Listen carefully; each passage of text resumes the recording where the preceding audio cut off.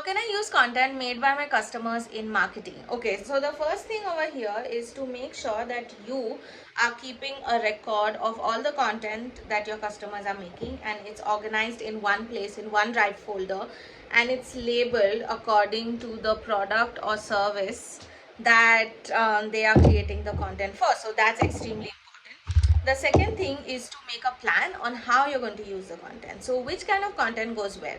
If someone is making a story, where are you going to use it? Are you going to repost it as a story? Are you going to create a reel with all the stories together? So to just make this short and concise, first you need to organize it well. You need to then figure out a content strategy on how to use the content, and the third step is to make sure that you have system in place to ask your clients or customers to make content for you, and that's how you have an evergreen user generated content system that's useful.